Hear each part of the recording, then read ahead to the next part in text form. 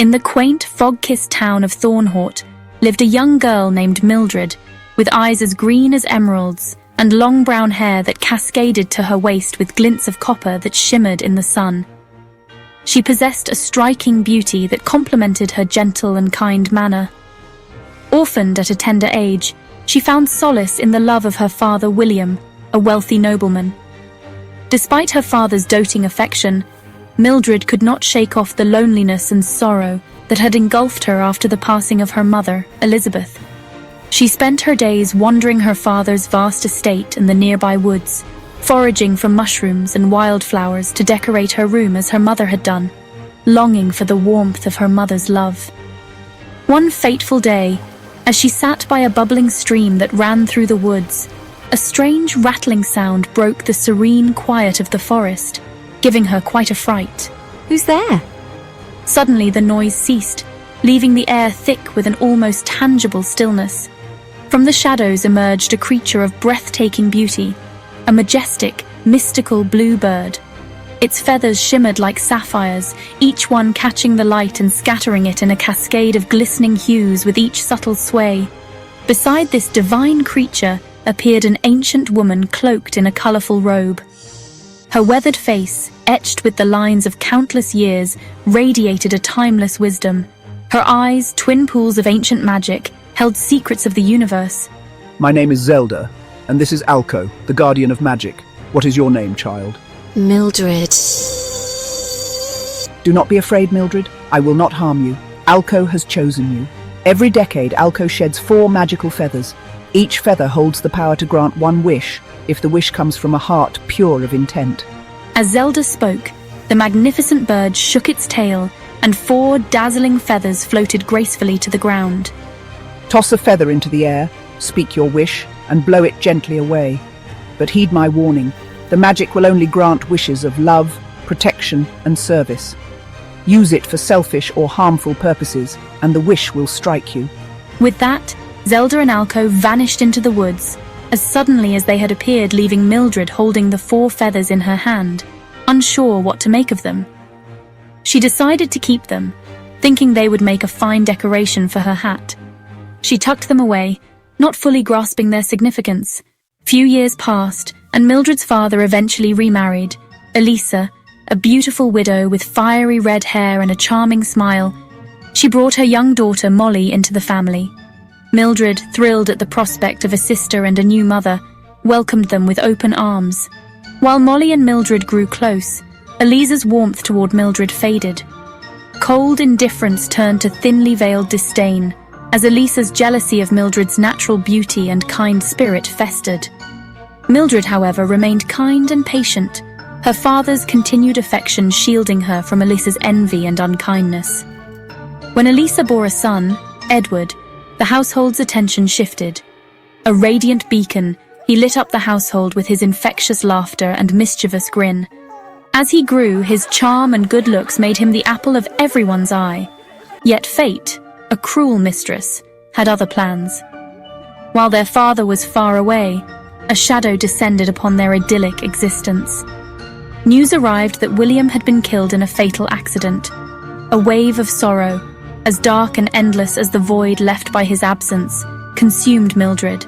Elisa, grieving publicly, privately busied herself ensuring Edward inherited the entire estate.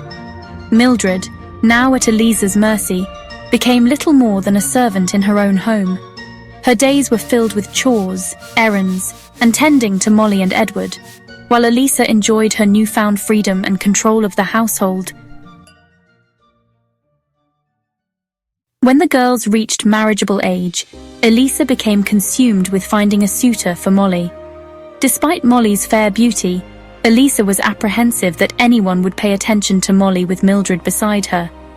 Mildred, however, did not complain. She immersed herself in reading and learning, trusting that her time would come and she would be ready. Molly soon found a suitor, Eli, and was engaged, filling the household with joy. Caught up in wedding preparations, Elisa forgot about Mildred, giving her the freedom to also prepare quietly for the wedding. Mildred worked on a beautiful blue dress, embellishing it with flowers. Elisa spent her time planning an extravagant wedding, inviting the Thornhorts' finest. On the wedding day, Mildred helped Molly, her stepsister, adorn her beautiful wedding gown and style her beautiful red hair as she had often done. Seeing that she was late, Mildred began to dress hurriedly to ensure she was not left behind by the wedding party. Mildred wore a beautiful long dress with lace trims and flowers. To complement her dress, Mildred pulled out her elegant blue hat, and as she lifted the hat from its box, 4 blue feathers fell out. Mildred froze, her heart racing as memories of Alco, the mystical bird, and Zelda, old woman from the woods who had gifted her the feathers years ago, came flooding back. I wish that I too would meet the love of my life and be blissfully married. She said, her heart heavy with longing, as she blew the feather away.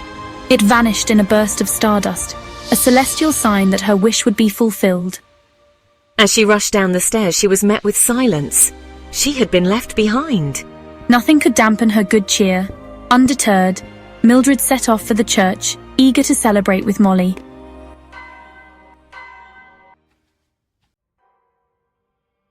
At the church, the congregants and guests were all quietly settled awaiting the bride in anticipation when Mildred burst in, catching the attention of every guest as she quietly walked, her eyes darting from right to left, looking for an empty seat. Edward quickly stood beckoning her to the front pew reserved for the bride's family. Mildred gracefully glided down the aisle. Her gentle smile masked a flutter of nerves as she met the adoring gazes of the congregation that was mesmerized at her beauty and elegance. In particular, one Hayden, the 7th Duke of Athelberg, who whispered under his breath, I think I just found my wife. The wedding ceremony was soon over, and the guests headed to the reception. At the wedding reception, the air was buzzing with celebration as music and laughter filled the grand hall. Amongst the crowd was Hayden the 7th, who found his gaze drawn irresistibly to Mildred. When Hayden was finally introduced to her by Edward, he felt an uncharacteristic nervousness, an unsteady flutter he had not known before, but Mildred, with her disarming smile and gentle poise, set him at ease. They exchanged pleasantries, and Hayden quickly discovered there was far more to her than her stunning beauty. Her words flowed effortlessly, each one thoughtful and deliberate, like pearls strung together into a necklace of insight. She listened as much as she spoke, her blue eyes lighting up with curiosity. Hayden found himself hanging on her every word, enraptured not only by her eloquence, but also by her sharp wit and perceptive mind. Hayden had been introduced to countless women of status and privilege, but none had ever stirred his heart as Mildred did. The courtship between Hayden and Mildred was brief, but filled with moments of shared laughter and stolen glances. Hayden's proposal came on a serene evening under the canopy of stars. Mildred, you have awakened in me a love I never thought I could feel. You are my light and my hope. Will you please marry me? Yes. Mildred, her heart swelling with joy, whispered in acceptance. Tears sparkled in her eyes as Hayden rose to embrace her, the promise of a new life shimmering in the air around them.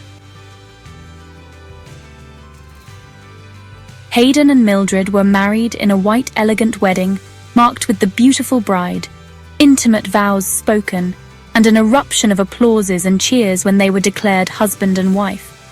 And so, Mildred, the Duchess of Athelberg, embarked on her new life, taking with her the remaining 3 magical feathers, a promise of enchantment yet to unfold.